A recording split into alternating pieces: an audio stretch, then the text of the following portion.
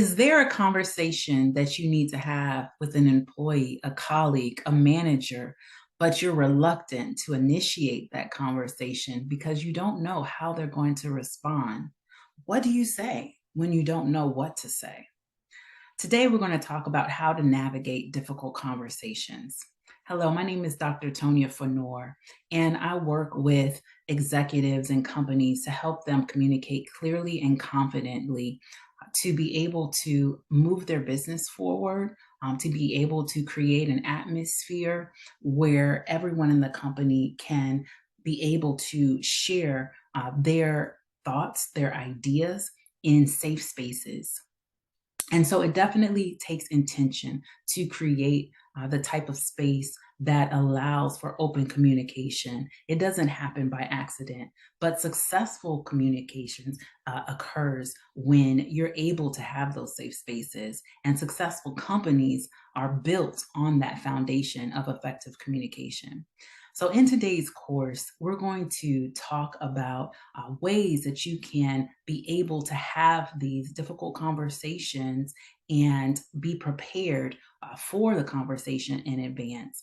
So, the first thing we're going to discuss is really how to understand your goals for the communication, your goals for the conversation. What do you want to attain out of this conversation? What is the end result that you would like to see take place for this interaction? But you also need to understand your own communication style and how that might be impacting the communication process, as well as your own assumptions and things that you might be assuming about the conversation or situation that may or may not be true. A lot of times, we bring our own experiences, our stories, our background, our knowledge and information that we bring to the conversation could be based on reality, or it could be based on what we assume is to be reality. But we really have to take the time to question those assumptions.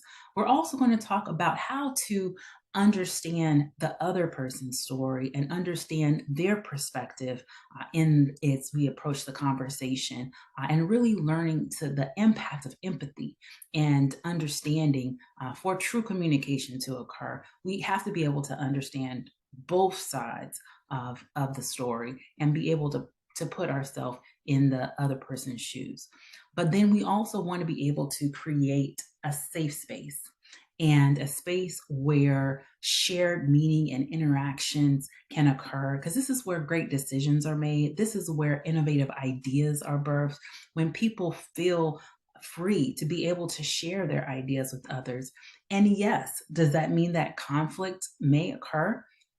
Possibly, but it doesn't necessarily have to be a bad thing. It can help to propel you forward to think of new and creative ideas. And lastly, we're going to talk about how to create a communication plan to address the goals that you want to see to occur from this conversation and how to implement them in the long term. And so it's going to be a great course. So buckle in and let's go.